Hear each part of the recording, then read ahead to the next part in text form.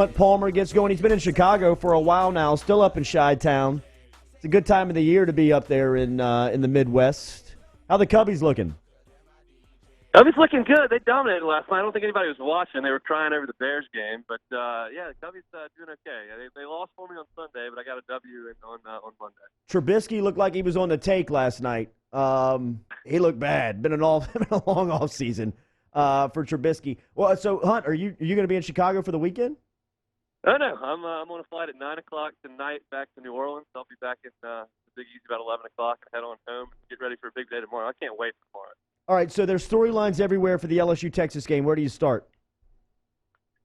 Well, for me, it's just a chance for these two teams in front of the eyes of the country to say that they're going to make a step forward. I mean, I think obviously LSU did a good job last year against Miami, but that wasn't a great team. And obviously the Georgia game was big for LSU, and certainly Texas Sugar Bowl win was huge. But this is an opportunity to announce your presence as a contender in your league and to get to the playoffs. And somebody's going to take a big step back, and somebody's going to take a big step forward. It's a huge opportunity. I can't wait for it. Well, and Hunt, it's one of those games where I feel really good about it. And then I feel so good about it, and everybody that I talk to feels so good about it, that it flips all the way back around to now I'm like, wait, do we feel too good about this? Like, should I be nervous because everybody's so sure? Are you kind of in that same boat right now? Exactly, but it's a little bit. It's a little bit different.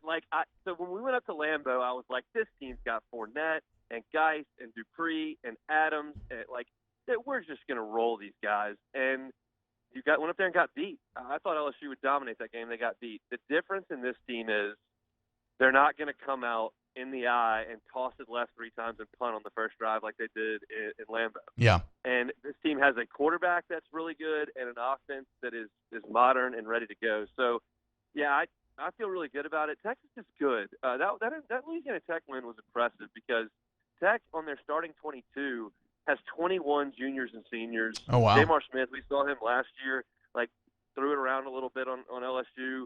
That's a pretty solid Tech team, and they whitewashed them. I mean, it was not even competitive from the start. Now, a couple turnovers aided that, but it was still an impressive win. So this Texas team may be a little bit better than LSU fans want to give it credit for, but I really do believe LSU is legitimately good this year, and they got a chance to prove that tomorrow.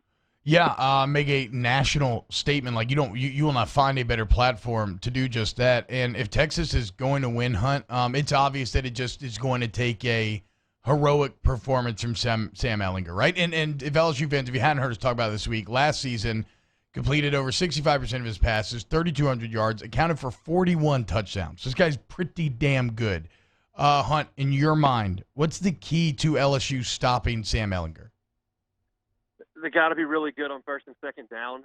You've got to get him into 3rd and 7 and 8 and let Chaisson and Divinity and Lawrence and those guys go and Stevens go. And if he gets into 3rd and 2, they're going to snap it to him in the gun, and he's going to sit there for a second, look, and find a hole and bust through it at 6'3", 240, and they'll move the chains again if you let him get into 3rd and short. LSU's got to stop the run, and they've got to be able to win first and second down to keep him in passing situations. He's a good passer, and he's much better with the football than he was as a freshman when he turned it over a lot.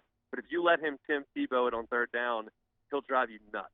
Yeah, and by the way, I mentioned those stats. He only threw 5 picks last year. So as you said, he cleaned it up a lot year 1 to year 2. Talking to Hunt Palmer, and catch him on the pre and post game for LSU football on Eagle 98.1.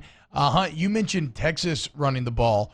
On the opposite side of the docket, LSU, if there's one negative from game number 1, is that the running game didn't look great, right? It didn't necessarily look bad, but it didn't look great, not like the rest of that offense. And when you go against better athletes, I guess, what's your expectation for this running game tomorrow?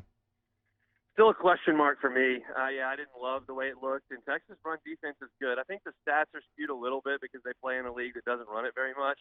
But they swallowed Georgia up. And in the Sugar Bowl, Georgia was not able to run football at all. They held Oklahoma way under their average in that second game. So their run defense is pretty good, and LSU's run offense is unproven. I think one adjustment you will see in this game is that Burrow's going to keep it on the read option a little bit more. He didn't do that at all last week, didn't have to, but we saw that he can make some big plays out of it when he did it last year. One against Georgia comes to mind. So this is one of those games where Burrow's able to run, and he's going to have to do that a little bit for LSU. I think you'll see a ton of Clyde early and often. I'm curious to see how the rest of the rotation shakes out. We saw kind of what they did last week, but I think it changes when you get into a big-time opponent. But I think the biggest adjustment is Burrow keeps it a little bit more on the read option this week, especially on third downs when they're not looking for it. We previewed a lot of matchups this week, Hunt, whether it's LSU's receivers versus Texas secondary, flip that, pass rushers versus O-line, like, your classic football matchups. What do you think this week? Is there one position group kind of battle that you're focused on more than any other that you think will decide the outcome?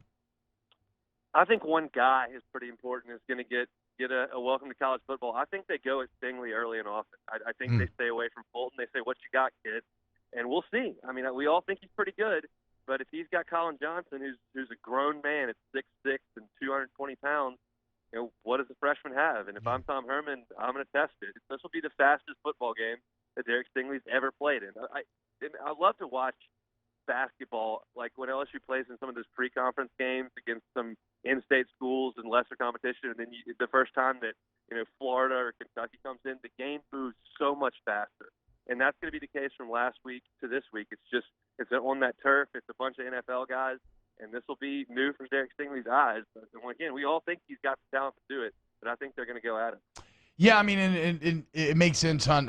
The three seniors leading that Texas wide receiver group. What I want to see, too, is so let's say they go at him, and let's say he gets got, right? Like, after he gives up the big play, after he gets got once or twice, how does he respond? Because that will go a long way towards telling you what kind of player he is going to be. Talking to Hunt Palmer here, catch him on the LSU pre- and post-game on Eagle 98.1 tomorrow. Hey, what do you think about K'Lavon tomorrow? He's going to be something. I mean, he only got loose one time last week, and he got back there, but they got called back for a penalty. I mean, he's been waiting for this for 2 years now, for a year now. And so I think that's another thing. If you can get them in 3rd and 7 and 8 and make Ehlinger sit back there, LSU can release the dogs. And I think Chaisson is a special player, and he's able to make those plays in the backfield that turn it into 2nd and 17 or a punt situation and stops the drive, or even more so get back there and get a strip sack, create a short field, maybe a scoop and score, and totally game-changing plays. And he's that good, and I expect that he will be all over the place last year. People forget that he was unblockable against Miami last year. Yes. He was in the backfield the entire game until he blew his knee out. I think you're going to see more of that tomorrow. Talking to Hunt Palmer here, and Hunt, what about offensively? Joe Burrow was perfect week 1. Anytime you throw more touchdowns and completions, that's the thing. I guess do you think that offensive success carries over? Like, we're still going to be celebrating the offense as much as we were this last weekend come Monday? The key to the game is if the offensive line can keep him upright. If they keep him upright, he'll pick teams apart. Anybody. He'll pick Georgia Southern apart. He'll pick Texas apart. He's that comfortable. He's that accurate. I mean, he was just clinical going through his progressions last week. Now, I don't expect he'll have that much time. I think Texas will dial up a lot of blitzes to try to get the ball out of his hands and make him make quicker decisions. But, it's a little bit ridiculous that we keep comparing this offense to the Saints, but it's kind of what we have. The Saints just dice blitzes up. Now, Drew Brees is not back there, but he's got so many options. And if he's got the ability to be upright and look through his defense, he'll carve him up.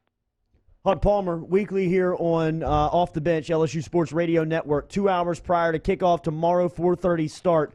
Real quick, Hunt, LSU Baseball, again, top 10 recruiting class, number 7 in the country yesterday, according to Baseball America. A ton of SEC teams ahead of them, though, with Vanderbilt, Ole Miss, Florida, Mississippi State. What'd you make of the class? Yeah, the class is good. I mean, you had a couple draft losses, but obviously, anytime you can get Maurice Hampton on campus, that's pretty impressive. He's the guy that's like the first-round talent. Those don't show up all that often.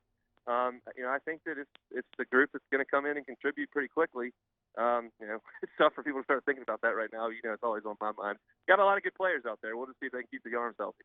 Hunt Palmer, the LSU Sports Radio Network, every Friday on OTB. Have safe travels, man. We'll talk to you. We'll talk to you next week.